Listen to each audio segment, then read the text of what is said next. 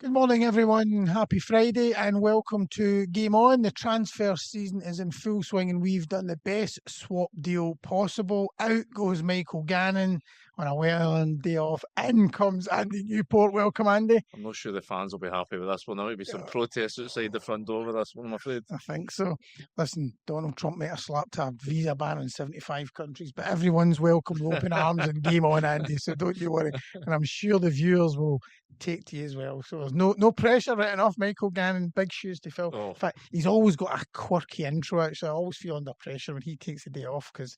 Not just big shoes to fill as well. I mean, Let's kick off, Andy. The big signing, as I said, the transfer window in full swing. Andre Skov Olsen for Rangers. That was the marquee signing. Rangers, you were all over the story. Moved to Wolfsburg for 12 million last year. Is this a title-winning signing for Rangers, I think, Andy? if he can rediscover the form he had at Bruges, then I think it is. Yeah, I think he's a quality above, a level above anything Rangers have had in recent memory. Frankly, never mind the squad they've got right now. I think he's shown 40 caps for Denmark. That he is an absolute quality operator. I think the big question mark is over his appetite for this. I think you've seen at times when he's clearly got the quality, he's clearly got the ability, but it's whether or not he's getting the mentality to do it week after week. But I think coming to a club like Rangers with the fan base, with the intensity of the city, I think that might just be what's required to get the juices flowing. Mm-hmm. I mean, the fact that he's taking on, the challenge and that he's buying into the project, does that not make you feel that there is a hunger there? Because for him, bearing in mind he's playing in Italy and Germany, and it didn't quite work out. Could he not be turning his nose up at Rangers? I think he's obviously been at Wolfsburg at the wrong end of the table in the Bundesliga. I think they're a team that have to play without the ball for an awful lot of the time. I think the appeal will be coming here, playing with a team that are going to dominate, that are chasing for trophies. Obviously, are resurgent under Danny Rowe. I think that looks to be what he's bought into. But I say, just speaking to folk that have dealt with him before, that have watched him in Belgium, there is that hunger aspect, and I think this is maybe why he's coming to Glasgow, is that maybe he sees the intensity of the place. That just we all know how mad Scottish football could be. Maybe that's the wee quirk, the wee aspect that gets him going. Yeah, 175 appearances in Denmark and Belgium, 113 goals and assists. As you say, he's a notch up from the sort of calibre of player that we normally see coming to Scotland. Didn't quite work out at the big five leagues, but we should tear it up here on paper. Yeah, I spoke to one journalist who said, listen, this guy at 22, 23 looked like he was destined for the top. Mm-hmm. Why is he coming to Scotland at age 26? I mean, that is, you've got to ask, his career somewhere has gone where it should have went. Mm-hmm. But if Rangers don't care about that, Rangers will be delighted they got him. And if they can get him back to that form he showed in Bruges, then, wow, what a signing it'll be. Yeah, as you say, it could be a great signing. So a lot of praise for the recruitment, for Andrew Kavanagh, for his backing of Danny Rule. Now, there was so much criticism of the recruitment in the summer because it was shambolic. That resulted in Kevin Thewell, the sporting director, been sacked along with Patrick Stewart. But since Kevin Thewell has gone, we now see some of the players that he brought in who were criticised, Chermiti, Asgard and Emmanuel Fernandez, three. They are now making big contributions. So has he been harshly judged? Because I know you wrote a couple of stinging columns, but you're his worst critic. I don't know about that. No, I'm sure there was some colleagues that went a step further. I'm only kidding. Was he harshly judged? And by the way, sorry, can I just throw in the set piece coach as well? Yeah. Who Danny Rule has praised. Yeah, and Danny Rule last week up at Pittodrie was quick to praise Kevin Thewell for that one. So, listen, some of the signings are coming good. The trouble is Rangers couldn't, and only by sheer, good fortune really, with Celtic's implosion and Hearts having a wee wobble in November, have they managed to get themselves back in the title race. Mm-hmm. Rangers really had things panned out as you would normally expect in a season. Couldn't afford to have these 3-4 big money signings taking months to get up to speed. And let's be honest, there's still question marks over the guys you're talking about there. Taylor Asgard, he's had a wee purple patch in front of goal. But, that game of Pittodrie last week was the only second time he's completed the 90 minutes since he's been here. I still don't think we've seen the complete performance from him. I still think there's big question marks over whether or not he can be the sort of figure Rangers thought he was. Yeah. Manny Fernandez, looks like an absolute, what Steal. well, no, he looks such a threat in the opposition box, but there's still, moments where he looks really raw defensively, and then that's young. Yeah, but that's 24, I think he is. Yeah, well, so okay. I think there's still parts of his game that definitely to be improved upon, and he didn't come cheap. Okay, £2.5 million might not be a lot of money down the road, but it's still a fairly significant sum for Rangers, and then you're talking about Chermity. You definitely made come on a long way in terms of his hold-up play. Also gets the 2 goals at Parkhead, but as you saw the other day at Pittodrie, clean through the goalie, doesn't take it.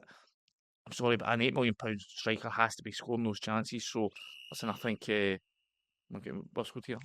I think Rangers really need to see more from him. That says before we can start looking at giving Kieron Thewell credit. You're a hard man, please. You're a hard man, please. Oh, my turn. Sorry. Right, here we go. Hibs reportedly wants £6.5 million for Kieron Bowie amid rumours of Celtic and interest from Celtic and Rangers. Is he good enough for the Old Firm?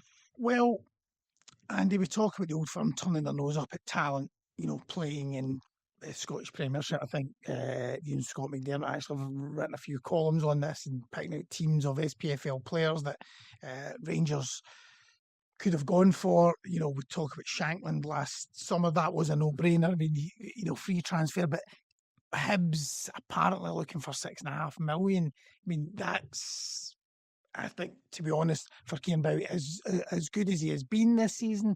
It's a lot of money. £6.5 million, that's when you start to say, right, can we get better value elsewhere? And I think they probably could get better. I think he's improving. I went Easter Road last week to see him against Motherwell. The night before, you had so much speculation. A lot of stories came out the night before linking him. Obviously, the Rangers, the Celtic interest came later on in the week.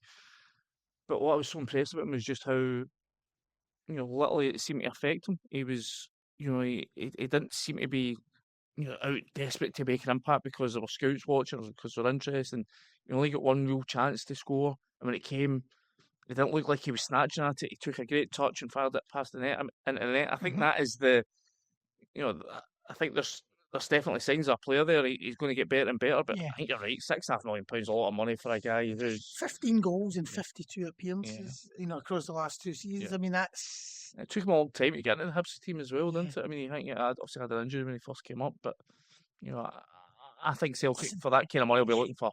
You're right for that kind of money, and I made that point. I suppose the counter argument is that Rangers have spent £8 million on Chermity, which we just spoke about, and he's only scored he scored 4 goals this season. Celtic spending 5 on Balquisha, who has not made any sort of impact. But across the city, at Hearts, and Craig Gordon against Dundee last Sunday, miracle save, the right wall at the age of 43. It was absolutely incredible, jaw-dropping. Is that, what's the best save you've seen? I think we're better to say what's the best save you've seen live, because we could talk about Gordon Banks from Pele and all that. I think if we narrow it down to that. I do remember Andy Gorham's one in the 3-each derby against Van Hooijdonk. Ibrox, I think that was maybe in 95. I thought that was... I've written that one down. There was the Alan McGregor ones against Wolfsburg and Slavia Prague. Slavia Prague, there was no fans allowed. I watched that on the telly. That one, it was COVID. So, but I mean, I can remember. You're talking about live. I remember a Schmeichel one for Man United at Arsenal down at Highbury. He was on the deck and the ball takes a ricochet and he gets an arm up. But I watched the Hearts one, the Craig Gordon save last week on the TV, and it was generally a jaw-dropping moment. I mean, you just thought he was beating all ends up. You thought Dundee had snatched a point right at the death, and here he is, 40. I mean, I'm 42, and I can barely down to put my socks on, and there's Craig Gordon. I mean, it's remarkable. Genuinely incredible save. I mean, what's more impressive about it, he's barely kicked a ball this season. For him to come out the cold, I think he's only... And have not have much to do. Yeah. One save just right before half-time with the free kick. Of course, and I think it's, for Scotland fans, it's so encouraging because, the goalkeeping situation as a Yeah. concern going out the World Cup. But the fact if he can do that, having been sitting on the bench for 6 months, then that sort of assuages some concerns going to the World Cup. Yeah, and I'm going to tell you, when I was covering the game Celtic Hearts, it was Martin O'Neill's first season actually in charge in his first spell. I just hope somebody out there watching. I was thinking, because I always remember this save, and a lot was made of it at the time. But actually, Hearts lost 6 goals on this occasion. They lost 6-1 to Celtic, and yet Antti Naimi made an absolutely stunning save to deny Johan Mjalby. It was Gordon Banks-esque. He scooped the ball away. Bobby Petter cross, Mjalby header, an absolute worldie. So I'm just hoping that somebody in the comments will say they actually, but otherwise people will say, what's he getting on about? Antti Naimi. Well, listen, hopefully we'll have a few more of those kind of saves this weekend. Scottish Cup 4th round kicks off. Where's the big shock? Where's the big story coming from? Well, there's some cracking ties to look forward to. Fairy tale story, obviously, Auchinleck Talbot playing Celtic. It's just a shame the game's at Rugby Park, not in their own stadium. But still, great day for Auchinleck Talbot. Hibs and Hearts, 2 great ties. Neil Lennon taking on his old club Hibs as manager of Dunfermline. That'll be a cracker. Hearts Falkirk will be a cracker. If we're looking for a shock and a bit of value in the betting, I probably will go for Camelin Juniors against Elgin City. They're at home. Elgin City are sitting 8th in League 2, I think, lost 4 in a row. So it's got all the ingredients for a shock there. Camelin managed by a familiar face, and Tam Scobie, Scottish Cup final with Falkirk himself as a player. I just think that's the kind of that's where we should be looking, or we could be looking. I think Aberdeen will be mightily relieved that they're at home to Raith Rovers on Sunday afternoon. I think, just the way that they're playing, having watched them twice this week against Rangers, offered really very, very little. I think had that been at Kirkcaldy, Dougie Imrie's side could have been well within well worth a fiver in that game. But you don't think there's also a chance that they could still win even there? I just think, yeah, of course, definitely. But I just think had it been away from home, then that was real banana skin territory for Aberdeen. Yeah, but there are some crack chat. I mean, it's a brilliant. It's just the best. It's always the best weekend of the year, isn't it? Yeah. Airdrie Arbroath. I'm just looking at other ones that might. Kelty Hearts v Cove. God, can you believe in December I actually went to Kelty Hearts v Cove in the link? Me and my son are trying to get around all the 42 grounds. So I imagine spending a freezing December there. So great ground. Kilmarnock Dundee all Premiership. Livy St Mirren all Premiership. It's a tricky one for St Mirren, by the way they're playing right now. Livy will have nothing to lose going into that one. Montrose going to Thistle Spartans. Yeah. Inverness, another good one. Stenhousemuir, they're flying high as well under Gary Naismith. Home to Morton, I think that could be one. Okay, headlines yesterday. Andy Robertson discussing the fact he's in talks over a new deal at Liverpool. Yes. Do you think it's time for him to stay, or do you think it's time for him to say his goodbyes to the Anfield support? Well, it was an interesting one, but I mean, I think the key thing in what Andy Robertson was saying that he would need to see, I think he was basically saying that he needs to know if he's going to be playing, because he's been in and out of the team this year. He has been in and out of the team, and I think there is an argument that Kerkez that's playing in front of him, he should be actually starting it. I think a lot of Liverpool fans think that, but Andy Roberts, he's 32 in March. He's been there for 8 years. I think if he's not going to be playing, I think for him, it's probably better that he just moves on. He's had an outstanding career at Liverpool. I think if you look over, the English Premier League, even the history in the Premier League, for the money they paid for, what was it, £8 million? I don't know. There can't be many better players in terms of contribution value for money for that kind of fee. I mean, definitely for a couple of years he was the best left back in Europe. I mean, he's obviously, you can see physically he's sort of on the way now a wee bit. Just you see his age. I mean, you look at Callum McGregor. I was just about to say, retiring from Scotland. Do you think? Totally. Do you think if he's going to leave Liverpool, do you think he'll then prioritise his Scotland career? That's maybe why he wants to move, so he can keep himself fit for Scotland. Well, he could, but I do think you made a very good point. If he hadn't have been so committed and dedicated to Scotland, and he has, it might be a different story at Liverpool. Callum McGregor's a perfect example. We know Scott Brown did it as well during his Celtic days. Lots of other players have done it, but clearly not. And then can you really blame him? He's going to lead his country out the World Cup, the first World Cup since 1998. So who are we to argue with what he's done? I mean, he's a legend, Merseyside as well as up here, obviously. I mean, but, he's going to, retire having won their first Premier League title in, 2 decades, won a European Cup, second Premiership title, and having, skippered Scotland to, three tournaments. I mean, it's an incredible CV he's got on him. Yeah. Moving on, Andy, Stephen Robinson. We often use this phrase, myself and Michael, in Game On: 1 minute you're a peacock, the next you're a feather duster.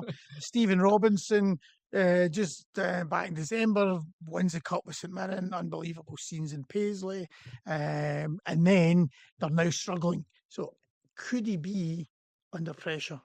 I would find it remarkable if there's any sort of pressure being applied to him. Yeah. When you think about, we're talking about CVs there, Andy Robertson, Stephen Robinson's St Mirren record is, almost unsurpassed in terms of their club. You can think about 3 top 6 finishes in a row, a return to Europe after almost 4 decades. A trophy now, obviously, with that League Cup win over Celtic. I mean, they should be building a statue to him, frankly, rather than looking to sack him. I think injuries are hurting the teams now, especially Mark O'Hara, the captain, but he's so fundamental to what that team's all about. I think, listen, for a club like St Mirren to maintain the kind of success that they've had is always going to be such a tough ask. To do it 2 years in a row is hard. To do it 3, 4 is miracle stuff. I was going to say to you that I think, like all managers of provincial clubs in Scotland, we have seen it so often, including with Robinson himself at Motherwell. It is so hard to maintain that. I think guys like Stuart McCall and Mark McGee at Motherwell did well. You've got to really strike while the iron's hot, because when it falls, even look at Derek McInnes at Aberdeen or Jim Jeffries down at Kilmarnock, these guys achieve remarkable results, but just if you don't have that freshness, then things can wane, especially when you're working with the sort of small budgets. You can't always pluck out those wee gems, those diamonds in the transfer market season after season. So listen, this month will be big for them. They obviously need to get a few guys in, because the squad, I think it is 7 or 8 players they've got out at the moment. So that, I mean, a club like St Mirren can't afford to have 7 first team guys out injured. So this transfer window is going to be key for them. And you could see the anger after the game against Hearts. He was kind of having a go at the players, and you just think, once that starts, it's hard to find a way back. I just wonder whether it is the case that Aberdeen, it's just a perfect time for him and for them, and he'll be the next Aberdeen manager. Yeah, I think it's as good a shout as any. I mean, I always think that Robbie Neilson would be perfect fit for them, given the work he's done at United and Hearts, sort of similar size clubs and similar size expectations. But Stephen Robinson, well, Aberdeen are going to pay the money to get him out of St Mirren, might be the only thing. But as good a shout as any. You mentioned earlier on Donald Trump's visa ban. So was it 75 countries? 75 countries, 15 of which are World Cup qualifiers. So 75 countries have been told they're not getting visas heading into World Cup year. Should America now be stripped of the tournament? Just bear in mind, you might have to go to America soon. In fact, you are. That's what I was going to say. I sincerely hope not, because we booked. Hope Donald's not watching this. You might get your own visa. Well, I think they go through your social media and all that as well. Right? Well, better clear your Facebook, your Twitter. No, we have actually just booked long before Scotland qualified. Actually, we said let's just go and have a family holiday in America. So we're just going to go right down the East Coast, just knowing that there's games in the knockout stage: Boston, New York, Miami. So I sincerely hope they don't scrap it, because I don't think it's. Well, A, it's costing a fortune. B, it's non-refundable because we booked the cheapest flights. What's it going to do for the atmosphere at the games? Because even the Scotland games specifically, Brazil, Haiti, Morocco, the 3 teams we're due to face, are all on this visa ban list. I mean, so what do you think it'll do for just that carnival atmosphere you usually expect it? Yeah, well, I think already when we've been discussing this World Cup and how it's going to pan out, that is something that has been mentioned anyway, because the stadiums are, FIFA are giving so few tickets to the teams that are competing, in those games. So I think that was always going to be the case. So I don't think it's going to impact the atmosphere that much. I mean, we saw people on the back of the Donald Trump move and By the way, it wasn't just the ban on visas. There was MPs were demanding that America were stripped of it over his treatment of the Venezuela. Yeah. So it wasn't just the visa ban. So there have been calls for America to be stripped. Was it? I mean, no, sorry, and that's what I was going to say. They were saying there was people calling for boycotts. The figure mentioned was that 17,000 fans had cancelled tickets, World Cup tickets, to start a boycott. And on the same day, or the day after, FIFA announced that there's been half a billion ticket applications. I think mine's in there somewhere. In fact, an email's just dropped saying I've been unsuccessful. In fact, I hope I'm not successful because you have to give your credit card detail out. They just whip the money off right away. It's about £1,000 a ticket. Right. Talking of big tournament action, AFCON's coming to its conclusion on Sunday. What have you made of this year's tournament? Well, it's funny because, we're talking about the World Cup and there's been so much criticism over the ticket prices being extortionate and just the general greed of, FIFA. And then you watch AFCON and it's the polar opposite. Yeah. That's what it is. It's raw emotion.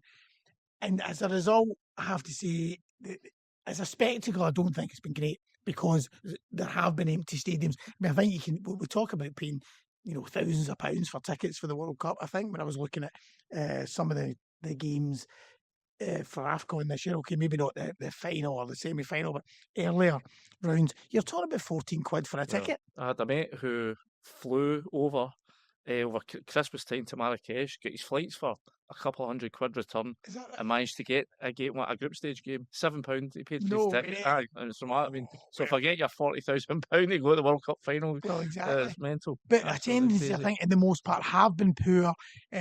Obviously, the final, with Morocco being in it, the hosts, it'll be on a different level. And the Morocco games, have been great. But I think generally, you can see the drop-off going from the European Championships, down to the quality in AFCON. It's clear for all to see. I think at the top end, and it is quite telling that there's the top two ranked teams. I think Morocco and Senegal, the top two ranked, that they have got to the final because you can see the gulf in quality between the top ones and then the kind of lower ranked nations.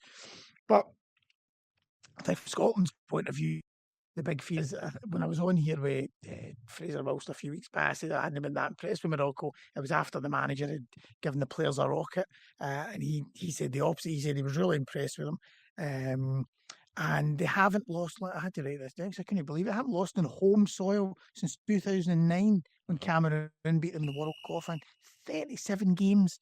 So I think you have to assume that they're going to win it. Okay. Talking about World Cup tickets being a racket, let's move on to some racket sports. Do you like that? Michael like that. Bring back Michael. Michael like that one. Right, so the first major Grand Slam tournament's getting underway down under right now. Who's going to win? Australian Open. Well, I think the question, I suppose the obvious question is whether this recent stranglehold from Alcaraz and Sinner can be broken. The Grand Slams between the two of them. They've shared the last 8, and it's just whether anybody can stop them. But on here, we always like to try and go against. We don't want to tip the favourites. So, but apart from anything else, it's becoming predictable with the two of them, and that's not good for the sport. It's not good for any sport. Certainly not for the kind of tennis. So as much as it is a great rivalry, I think we need to look for someone outside the big two. So I'm going to go for Alex de Minaur. Alcaraz has on paper at least, the slightly more difficult half of the draw, and he would meet Alex de Minaur in the quarterfinals. Australia, he's Australian, representing Australia, home favourite, so he'll have the crowd behind him. He's reached 6 quarterfinals, but he's never made it to the last 4, so I'm going to go for him to beat Alcaraz, shake things up a bit. Outside of that, Medvedev, former world number 1, had a terrible year last year, first and second round exits in all the Grand Slams. So he had a real confidence crisis. It'd be interesting to see how he starts this year. He'd be the only other one you would be probably looking outside of the big two. Talking about Alcaraz and Sinner, when you compare, it's always hard to compare generations, but you look at the big two right now, Djokovic obviously in the way a wee bit, but you compare it to Djokovic's golden era with, Federer, Nadal, and Murray. Yeah. Are those two yet at that level? I don't think, no, certainly not at that level just now. I mean, potentially they could get there, but you just feel that for tennis, Djokovic, Nadal, and Federer, you can't see them beaten. I think I saw a stat recently where I think you have to go back to something like 2002, where there was a Grand Slam final that didn't involve one of the big four previously. We're just talking about Alcaraz and Sinner. Just a remarkable period of domination by 6 players. It's incredible. Yeah. Brilliant. Okay, well, as we say, that gets underway down under this weekend, so that'll be a couple of weeks good viewing there. So, Andy, thanks for stepping in. I think you'll come back. Well, we'll see. We need to demand that Mark Ray. 8 out of 10. So, well, I'm pleased with that. Okay. Thanks everyone for tuning in. Don't forget you can catch us on all the usual socials on YouTube, Spotify, easy for me to say, Facebook and Apple Podcasts. As always, fire in your comments, especially the nice ones. Thank you, and we'll see you again next week.